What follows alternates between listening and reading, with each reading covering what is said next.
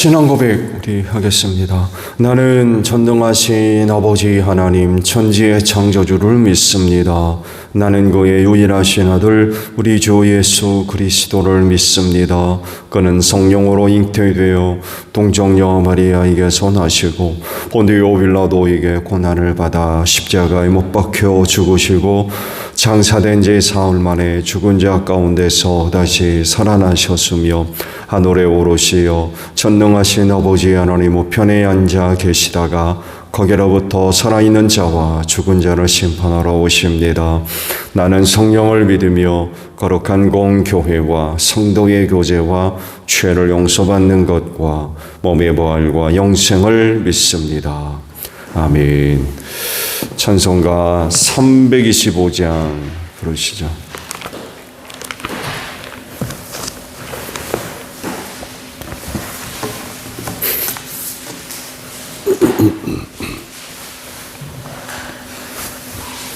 찬송가 325장이에요.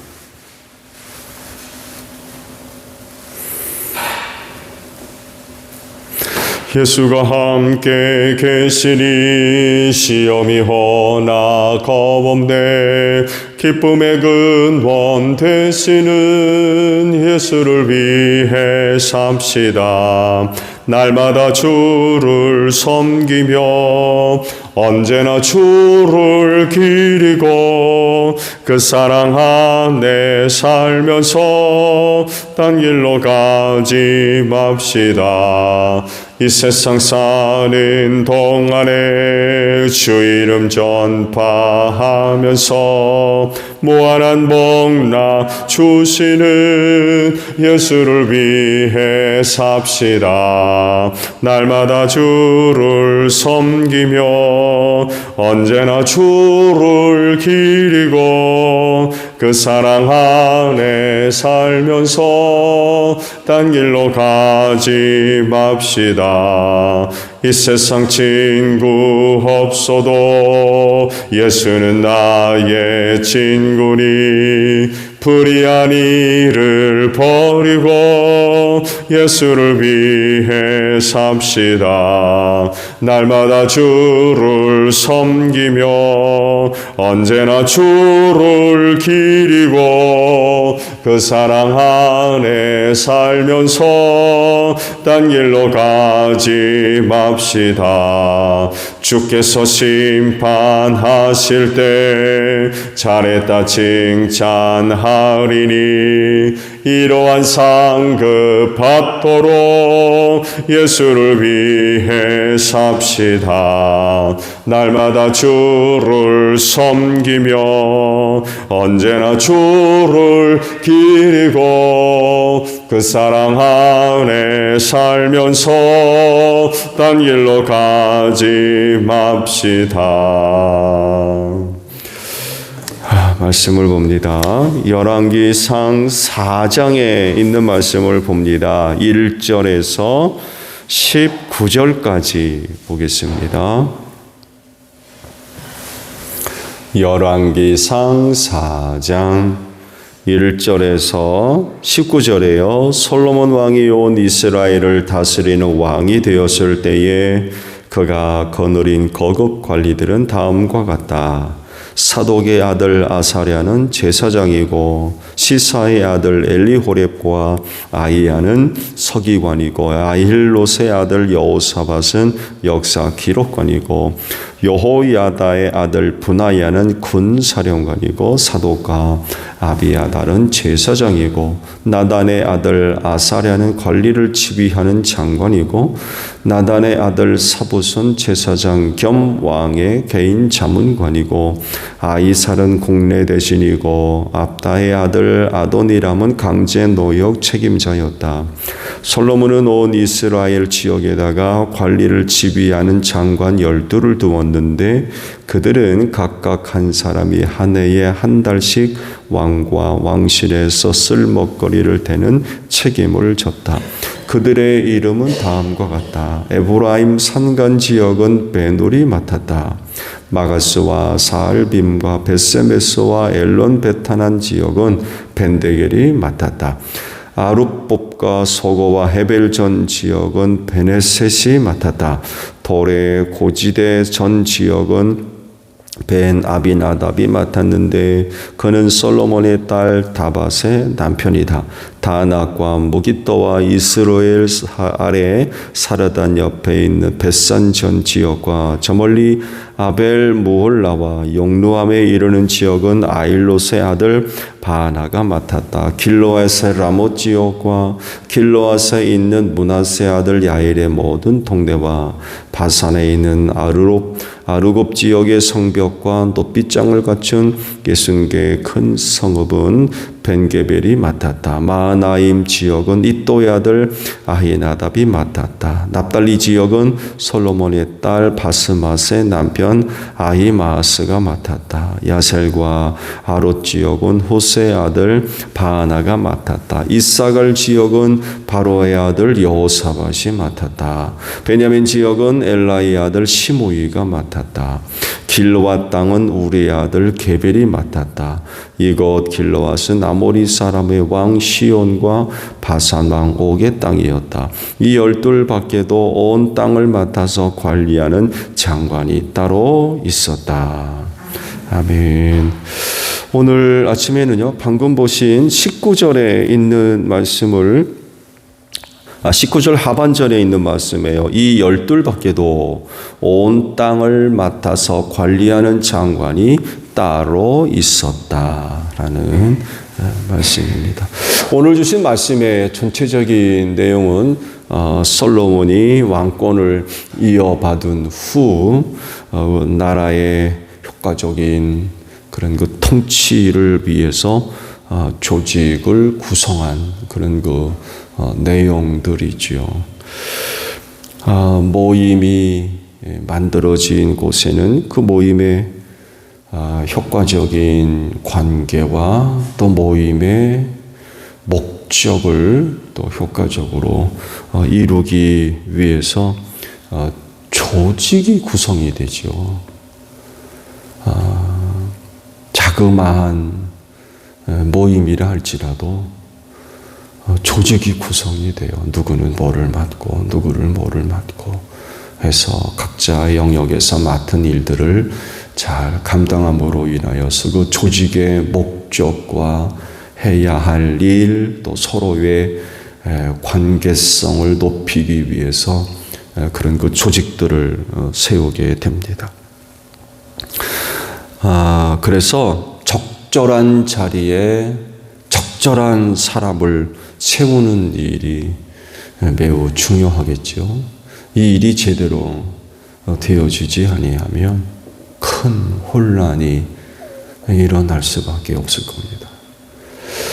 결국 또 그 모임이 잘 이루어지는 것도 여기에 있고 그 모임이 깨지는 것도 여기에 기인하는 경우들이 상당히 많이 있어요. 그 제대로 감당하지 못함으로 인하여서 여기저기서 문제들이 많이 발생하잖아요. 이스라엘의 역사를 이야기할 때 솔로몬의 영광을 이야기들을 합니다. 그만큼 솔로몬 시대의 부귀영화는 이스라엘의 역사 중 빛나는 그런 그 시대라고도 할 수 있습니다. 금을 돌같이 여길 정도였다고 하는 것 보니까 정말 솔로몬 시대의 영광이었던 것 같아요. 물론 후기에 들어서서는 여러 가지 문제들이 나타나죠. 여러 가지 많은 문제들이 나타났지만 그 시대에 누린 그 영광은 참으로 대단한 것이었다고 평가할 수 있죠. 그가 그런 그 영광을 누릴 수 있었던 것은 바로 잘 세워진 조직들, 그 조직들이 잘 세워지고 그 자리에 유능한 그런 그 사람들이 잘 세워짐으로 인하여서 그와 같은 그 영광의 시대를 맞이할 수 있었다라고도 할 수 있을 겁니다. 솔로몬 시대에 잘 조직된 그런 그 관리들이 임명됨으로 인하여서 어느 시대보다도 영광의 시대를 맞이할 수 있었던 것을 우리가 볼 때에 교회도 사람들의 모임이기 때문에 구성된 조직을 생각하지 않을 수가 없을 것 같아요. 사람들의 모임이기 때문에 역시 조직이 구성되어져야 되겠죠. 그리고 효과적인 그런 그 조직의 구성과 또 활동은 교회가 그 제 역할을 감당하는 데 있어서 중요한 역할을 감당할 것입니다. 그런데요, 다른 모임과는 달리 교회만의 특별한 그런 그 부분이 있죠. 뭐겠습니까? 그건 다른 것이 아니라 그 조직을 세울 때에, 구성할 때의 기준입니다.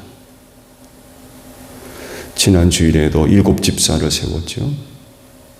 사도들이 자격 요건을 제시한 내용들을 보세요. 교회만의 특별한 기준이 있다는 것을 우리는 금방 알아차릴 수 있을 겁니다. 다른 모임과는 달리 교회의 조직을 이야기할 때에 대전제가 있죠. 교회는 주님의 몸이라고 하는 전제 조건을 갖고 있습니다. 사람의 모임임에도 불구하고 교회는 주님의 몸이라는 것입니다. 머리 되시는 예수님, 그리고 각 지체를 이루고 있는 성도들 간의 관계가 형성되고 또 성도들 간의 관계도 그리스도 안에서 하나라고 하는 관계가 맺어집니다. 따로따로는 지치지만 그들 모두는 다 예수님을 머리로 하는 한 지체를 이루고 있다라는 것이 바로 교회입니다. 이런 조직은 다른 어떤 곳에서도 찾아볼 수 없는 교회만의 유일한 모습이고 이해입니다. 즉 가장 그런 긴밀한 관계를 맺고 있는 것이 교회이고, 그런 가운데 세워진 조직도 역시 서로 긴밀한 그런 그 관계가 형성되지 않을 수가 없는 거죠. 각 조직은요, 개인의 관계성, 그러니까 솔로몬이 관리들을 임명할 때 그 솔로몬과의 관계성을 이야기하지 않을 수가 없죠. 솔로몬과의 관계가 좋지 않으면 그 관리로 세워졌겠습니까? 적어도 솔로몬 시대에 관리가 됐다는 이야기는 솔로몬과의 관계가 특별하다는 얘기거든요. 교회의 조직, 개인의 관계성이나 그 개인이 갖고 있는 재주, 능력, 이런 것을 따라서가 아니라 성령께서 각 사람에게 나눠주신 은사를 기반으로 합니다. 이것이 다른 조직과의 큰 차이점. 조직을 구성할 때 어떤 사람이냐, 누구냐, 뭘 갖고 있느냐, 뭘 할 수 있느냐, 뭘 배웠느냐, 그가 나와의 관계는 어떠냐, 이런 것들을 기반으로 해서 조직을 구성하게 되는데, 교회는 그렇지가 않아요. 주님의 몸이기 때문에 무엇보다도 예수님과의 관계, 당연히 믿음이겠죠. 또 하나, 그에게 주신 은혜가 뭐냐는 거예요.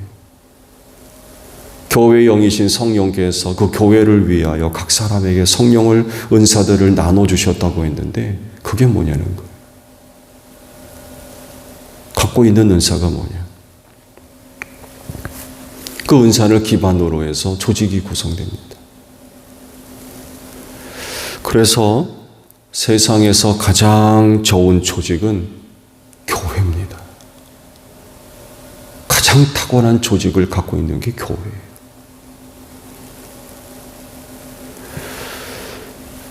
이런 영적이고 또 신적인 기반을 두고 있기 때문에 그렇습니다.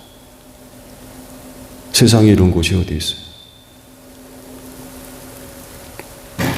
그러므로 그리스도인은요, 교회에 속한 사람으로서 또 주님의 몸인 교회가, 건강한 교회가 되는데 힘써야 되겠죠. 최선의 노력을 기울여야 됩니다. 성령이 주신 은사를 갖고 조직을 구성할 때 필요한 요소들이 있다고 한다면 그런 것들을 위해서 부단한 노력들을 기울여야 될 것입니다. 세상에서 가장 온전함을 이룰 수 있는 교회라 할지라도 사람의 모임이기 때문에 여러 가지 또 여러 곳에서 문제들이 발생할 수 있거든요. 그래서 이 조직의 구성과 유지를 위해서 반드시 덧붙여야 할 것이 있다는 거죠. 그게 뭡니까? 사랑입니다. 왜냐하면 말씀을 드린 대로 그렇게 훌륭한 조직을 구성할 수 있는 곳이라 할지라도 그 구성을 이루고 있는 인간 자체가 연약하고 부족하며 죄성을 갖고 있는 그런 존재들이거든요. 그러다 보니까 여러 가지 문제들이 나타날 수밖에 없어요. 원하든 원치 않든, 의도적이건 그렇지 않건 간에 문제가 일어나요. 없을 수 없나요? 결코 그렇지 않습니다. 없을 수 없어요. 근데 이 문제들을 해결해야 되는데 뭘 갖고 해결할 거냐? 법으로 해결할 겁니까? 법으로 해결할 겁니까? 종종 교회 안에서 문제들이 세상법적으로 나가가지고 부끄러움과 수치를 당하는 그런 일들이 발생하는데 이 성경 말씀에도 저촉되는 것들이죠. 이런 것들을 어떻게 해결할 거냐라고 할 때 바로 사랑이 있어야 된다. 왜냐하면 그 사랑은 허다한 허물을 들춰내는 게 아니라 덮는다고 했기 때문에 그래요.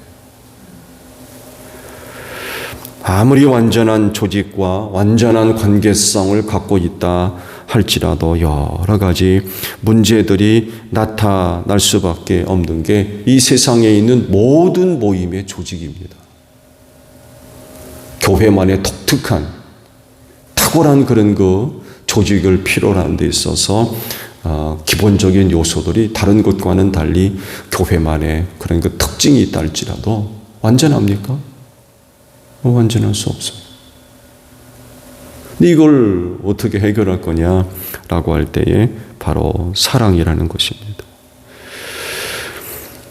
모임에 그 사랑을 더할 때에 그 모임은 그 온전함을 이루는 데 있어서 정말 큰 도움을 받을 수가 있을 겁니다. 사랑을 더할 때에 그 모임의 온전함을 더할 수가 있고 그 모임이 갖고 있는 사명과 혹은 비전, 주어진 책임과 역할들을 훌륭하게 잘 감당될 수가 있을 겁니다. 그래서 여러분의 모임들을 한번 생각해 보시기를 바랍니다. 우리의 모임에 혹시 은사만 있는 거 아니에요? 개인적인 독특한 재주나 능력만 있는 거 아닙니까? 사랑을 더하십시오. 무엇보다도 사랑을 더하셔야 돼요. 아시죠? 이건 거저 공짜로 이루어지는 거 아닙니다. 이를 위해 여러분들이 희생하고 노력하지 아니하면 만들어질 수 없어요. 그럴진데 여러분의 모임 가운데 사랑을 더하시기 바랍니다. 그래서 교회 안에서 교회의 사명을 이루기 위해서 조직이 구성되어졌을 때에 그 역할을 잘 감당함으로 인하여서 주님의 몸인 교회를 건강하게 세워갈 수 있는 여러분들이 되시기를 바랍니다. 주기도문 합니다. 하늘에 계신 우리 아버지, 아버지의 이름을 거룩하게 하시며 아버지의 나라가 오게 하시며 아버지의 뜻이 하늘에서와 같이 땅에서도 이루어지게 하소서. 오늘 우리에게 일용할 양식을 주시고 우리가 우리에게 잘못한 사람을 용서하여 준 것 같이 우리 죄를 용서하여 주시고 우리를 시험에 빠지지 않게 하시고 악에서 구하소서. 나라와 권능과 영광이 영원히 아버지의 것입니다. 아멘. 기도하겠습니다.